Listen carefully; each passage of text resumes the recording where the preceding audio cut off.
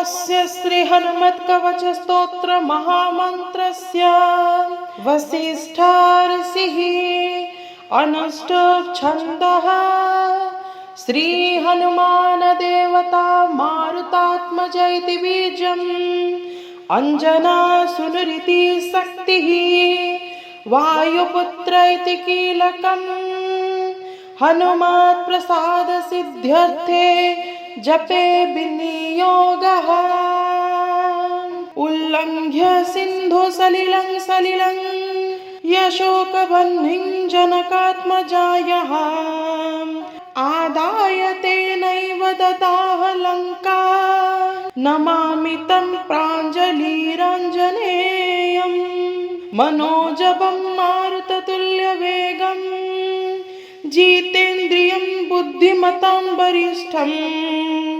वातात्मजं वानरयूथमुख्यं श्रीरामदूतं शिरसा नमामि उद्यदादित्यसङ्कासम् उदारभुजविक्रमं कन्दर्पकोटिलावण्यं सर्वविद्याविशारदं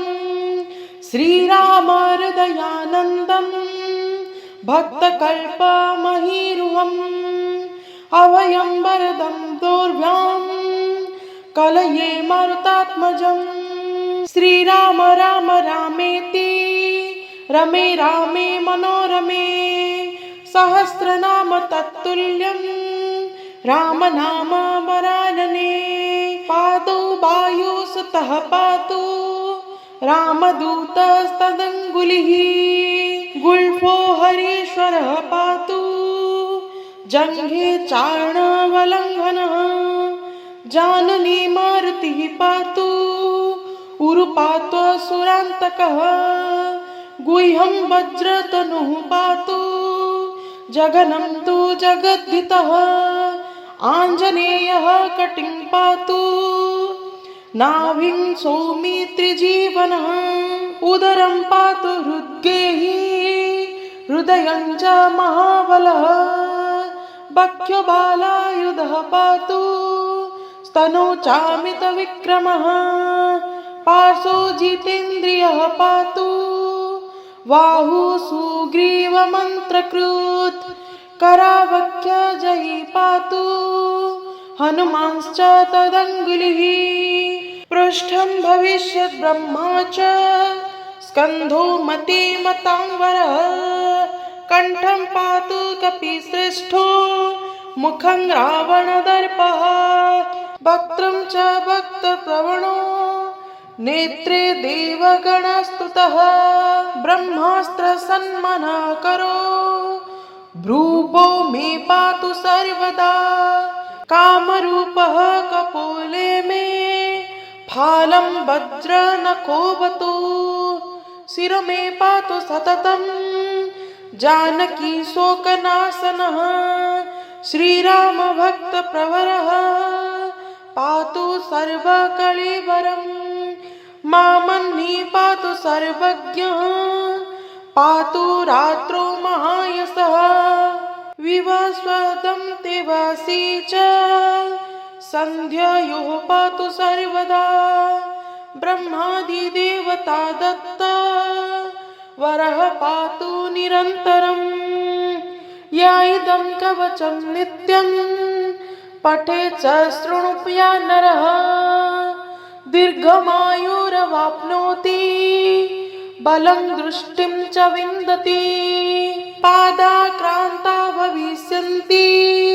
पठतस्तस्य शत्रवः स्थिरांशु कीर्तिमारोग्यं लभते शाश्वतं सुखम् इति निगदितवाक्यब्रूत तुभ्यं सकलमपि स्वयमाञ्जनेयब्रूतम् अपि निजजनरक्षणैकदिख्यो वशगतधिया महामनोप्रभावः ओमस्य श्री हनुमत्कवच स्तोत्र महामन्त्रस्य वसिष्ठर्षिः अनुष्टुप् छन्दः श्री हनुमान देव देवता मारुतात्मज इति बीजम् अंजनासुनुरिति शक्तिः वायुपुत्र इति कीलकम् हनुमत् प्रसाद सिद्ध्यर्थे जपे विनियोगः उल्लङ्घ्य सिन्धु सलिलं यशोकबह्निं जनकात्मजायः आदाय तेनैव ददाह लङ्का नमामि तं प्राञ्जलिराञ्जनेयम् मनोजवं मारुततुल्यवेगम् जितेन्द्रियं बुद्धिमतां वरिष्ठं वातात्मजं वानरयुधमुख्यं श्रीरामदूतं शिरसा नमामि उद्यदादित्यसङ्कासम् उदारभुजविक्रमं कन्दर्पकोटिलावण्यं सर्वविद्याविशारदम् श्रीरामहृदयानन्दं भक्तकल्पमहीरुहम् अभयं वरदं दोर्भ्यां कलये मारुतात्मजम् श्रीराम राम रामेति रमे रामे मनोरमे सहस्रनाम तत्तुल्यं रामनाम वरानने पादौ वायुसुतः पातु रामदूतस्तदङ्गुलिः गुल्फो हरीश्वरः पातु जङ्घे चार्णवलङ्घनः जाननी मारुतिः पातु उरुपात्वसुरान्तकः गुह्यं वज्रतनुः पातु जघनं तु जगद्धितः आञ्जनेयः कटिं पातु नाभिं सौमित्रिजीवनः उदरं पातु हृद्गेहि हृदयं च महाबलः बख्यो बालायुधः पातु स्तनौ चामितविक्रमः पार्श्वो जितेन्द्रियः पातु बाहु सुग्रीवमन्त्रकृत् करावख्यजयी पातु हनुमांश्च तदङ्गुलिः पृष्ठं भविष्यत् ब्रह्मा च स्कन्धो मतिमतांवरः कण्ठं पातु कपिश्रेष्ठो मुखं रावणदर्पः वक्त्रं च भक्तप्रवणो नेत्रे देवगणस्तुतः ब्रह्मास्त्रसन्मनकरो भ्रूपो मे पातु सर्वदा कामरूपः कपोले मे फालं वज्रनखोऽवतु शिरो मे पातु सततं जानकी शोकनाशनः श्रीरामभक्तप्रवरः पातु सर्वकळेबरम् मामन्नि पातु सर्वज्ञः पातु रात्रौ महायशः विवस्वतं तेवासी च सन्ध्यायोः पातु सर्वदा ब्रह्मादिदेवता दत्त वरः पातु निरन्तरम् या इदं कवचं नित्यं पठेत् च शृणुप्या नरः दीर्घमायुरवाप्नोति बलं दृष्टिं च विन्दति पादाक्रान्ता भविष्यन्ति पठतस्तस्य शत्रवः स्थिरांशु कीर्तिमारोग्यं लभते शाश्वतं सुखम् इति निगदितवाक्यब्रूत तुभ्यं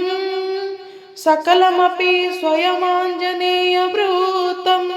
अपि निजजनरक्षणैकदिख्यो वशगतधिय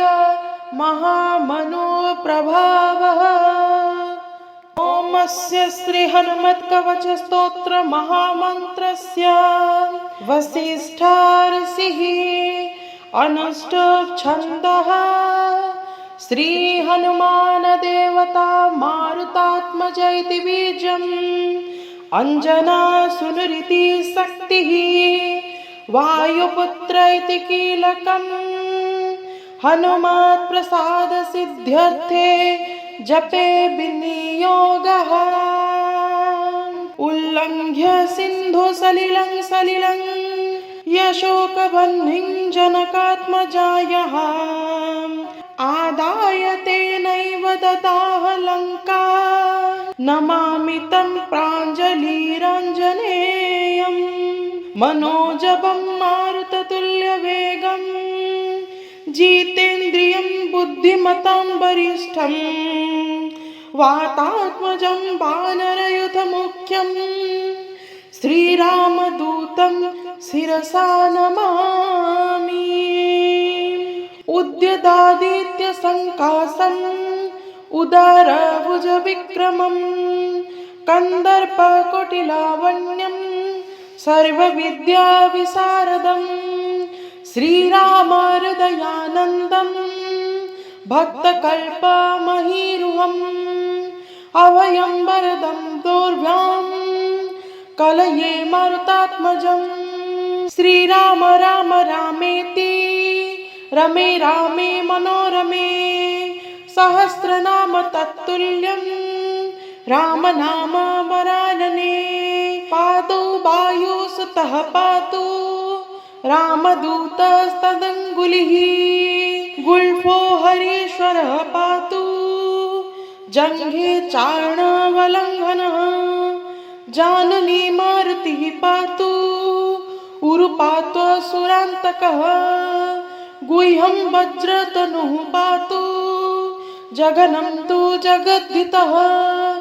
आञ्जनेयः कटिं पातु नाभिं सौमित्रिजीवनः उदरं पातु हृद्गेहि हृदयं च महाबलः बख्यबालायुधः पातु स्तनौ चामितविक्रमः पार्श्वो जितेन्द्रियः पातु बाहु सुग्रीवमन्त्रकृत् करावख्यजयी पातु हनुमांश्च तदङ्गुलिः पृष्ठं भविष्यत् ब्रह्मा च स्कन्धो मतिमतांवरः कण्ठं पातु कपिश्रेष्ठो मुखं रावणदर्पः वक्त्रं च भक्तप्रवणो नेत्रे देवगणस्तुतः ब्रह्मास्त्रसन्मनःकरो भ्रूभो मे पातु सर्वदा कामरूपः कपोले मे फालं वज्रनखोऽवतु शिरो मे पातु सततं जानकी शोकनाशनः श्रीरामभक्तप्रवरः पातु सर्वकळेबरम् मामन्नि पातु सर्वज्ञः पातु रात्रौ महायशः विवस्वतं तेवासी च सन्ध्यायोः पातु सर्वदा ब्रह्मादिदेवता दत्त वरः पातु निरन्तरम् या इदं कवचं नित्यं पठेत् च शृणुप्या नरः दीर्घमायुरवाप्नोति बलं दृष्टिं च विन्दति पादाक्रान्ता भविष्यन्ति पठतस्तस्य शत्रवः स्थिरांशु कीर्तिमारोग्यं लभते शाश्वतं सुखम् इति निगदितवाक्यब्रूत तुभ्यं सकलमपि स्वयमाञ्जनेयब्रूतम् अपि निजजनरक्षणैकदिख्यो वशगतधिया महामनोप्रभावः